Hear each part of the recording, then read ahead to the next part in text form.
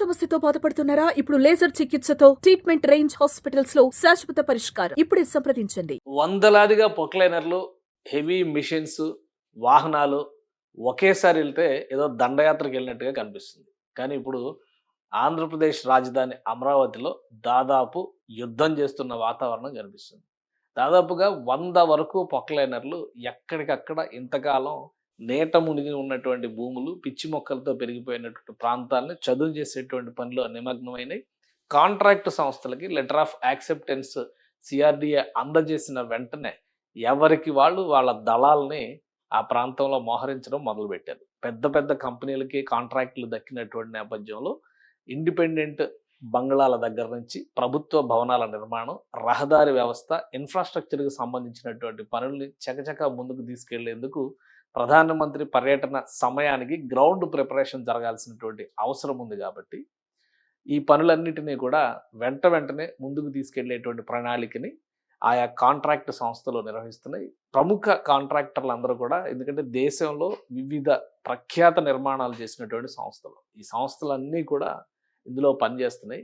ఈ సంస్థలకి కేటాయించినటువంటి పనులకి సంబంధించిన లెటర్ ఆఫ్ యాక్సెప్టెన్స్ ఇచ్చిన వెంటనే ఈ పనులు మొదలైనవి. అలానే చాలా చోట్ల రహదారి వ్యవస్థ చిన్నాభిన్నం అయిపోయి ఉండడం, ఇప్పుడు తాత్కాలిక రహదారులను నిర్మించుకునేటువంటి పనులు కూడా ఆయా కాంట్రాక్ట్ సంస్థలకు చెందినటువంటి సిబ్బంది మొదలుపెట్టారు.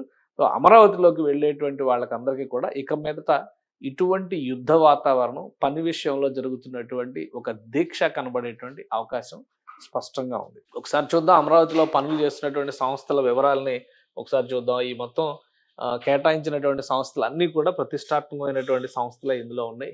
ఎన్సిసి కానీ, బిఎస్ఆర్ ఇన్ఫ్రాటెక్ కానీ, కేఎంబి కానీ, అలానే మెగా ఇంజనీరింగ్కి సంబంధించినటువంటి ఆర్వీఆర్ ఇన్ఫ్రా, ఎల్ఎన్టీ, ఈ కంపెనీలన్నిటికి కూడా పనులు కేటాయించారు.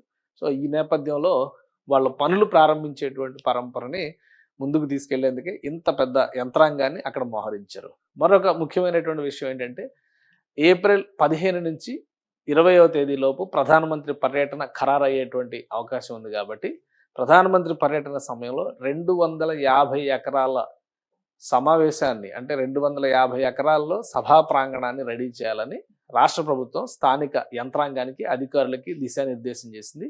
ఈ క్రమంలో ఒక్కొక్క అడుగు ముందుకు పడుతుంది. ముందుకు పడడమే కాకుండా దీనికి కావాల్సినటువంటి కొన్ని ప్రణాళికలు, ఎందుకంటే రేపు 31వ తేదీన ఉగాది పర్వదినం, ఉగాది తెలుగువారికి ప్రత్యేకమైనటువంటి సందర్భం. సో ఆ ఉగాదికి సంబంధించినటువంటి వేదికని ఇక్కడ ఏర్పాటు చేస్తున్నారు. మీరు చూస్తే ఇక్కడ అంతా కూడా పొక్లైనర్లు ఎన్ని వరుసగా ఎలా బారులు తీరు ఉన్నటువంటి పరిస్థితి ఉందో మనం అర్థం చేసుకోవచ్చు. అలానే ఇంకొక ముఖ్యమైనటువంటి విషయం ఏంటంటే, ఇది వెలగపూడి సచివాలయానికి, ఇప్పుడు ఉన్నటువంటి ప్రజెంట్ సెక్రటేరియట్కి వెనుక వైపు వస్తుంది. వెలగపూడి సెక్రటేరియట్కి వెనుక భాగం ఇది.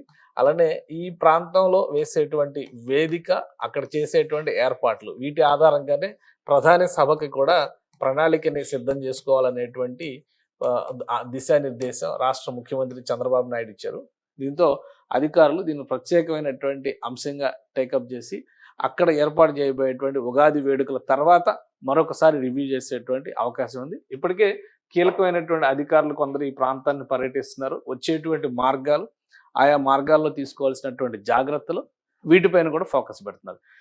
ఈ పనులు ఒకవైపు అధికార యంత్రాంగం చేస్తుంటే, మరోవైపు కాంట్రాక్ట్ సంస్థలు మాత్రం తమకు అప్పగించినటువంటి బాధ్యతల్ని ముందుకు తీసుకెళ్లేటువంటి క్రమంలో అన్ని చోట్ల, అంటే ఎమ్మెల్సీ క్వార్టర్స్, ఆల్ ఇండియా ఆఫీసర్స్కి సంబంధించినటువంటి క్వార్టర్స్, ఇంకోవైపు గవర్నమెంట్ ఆఫీసర్స్కి సంబంధించినటువంటి క్వార్టర్స్, ఈ ప్రాంతాలకు వెళ్ళేటువంటి దారులు వ్యవస్థ అంతా కాస్త మెరుగ్గా ఉంది. అలానే హైకోర్టుకు వెళ్ళేటువంటి రహదారి వ్యవస్థ మెరుగ్గా ఉంది. ఇవి కాకుండా అధికారుల కోసం నిర్మిస్తున్నటువంటి బంగ్లాలకు సంబంధించినటువంటి ప్రదేశాలు, అవి ఇంకొంచెం లోపలికి ఉండేటువంటి ప్రాంతాలు. కాబట్టి అటువైపు ఇప్పుడు ఈ మధ్య కాలంలో జనసంచారం అసలు లేనే లేదు. మనం కొన్ని వీడియోలు కూడా గతంలో చేసాం. ఆ వీడియోలు చూస్తే కూడా అర్థమవుతుంది అక్కడ పరిస్థితి ఎలా ఉందనేది.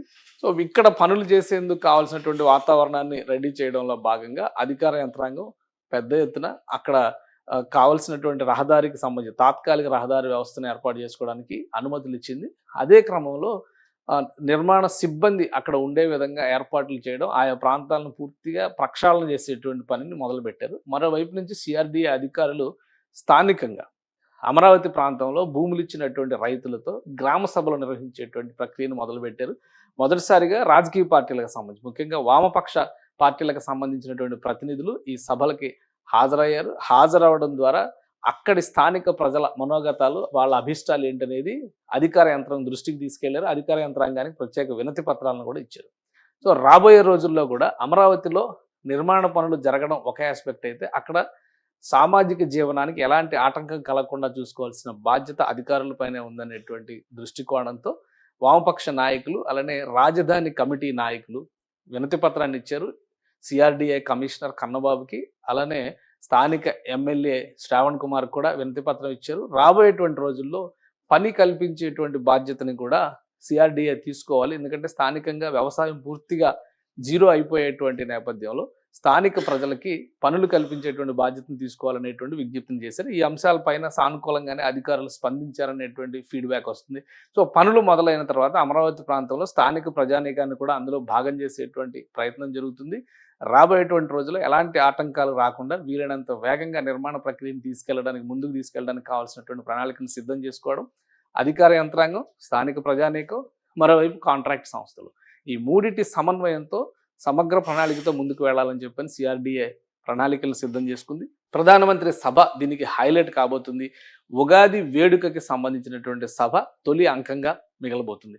సో ఉగాది వేడుక జరిగినటువంటి అనుభవాల రీత్యా ప్రధాని సభకి సంబంధించినటువంటి ప్రణాళికని సమగ్రంగా రూపొందించేటువంటి ప్రయత్నాల్ని అధికార యంత్రాంగం చేపట్టేటువంటి అవకాశాలు ఉన్నాయి. ఈ పనులను ఎప్పటికప్పుడు పర్యవేక్షించేటువంటి బాధ్యతను కూడా మున్సిపల్ శాఖ మంత్రి నారాయణకి అప్పగించినటువంటి నేపథ్యంలో ప్రతిష్టాత్మకంగా ఏపీసీఆర్డీఏ, అమరావతి డెవలప్మెంట్ కార్పొరేషన్, అలానే మున్సిపల్ శాఖ సమన్వయంతో ఈ పనులు ముందుకు తీసుకెళ్లే ప్రయత్నాలు చేస్తున్నాయి.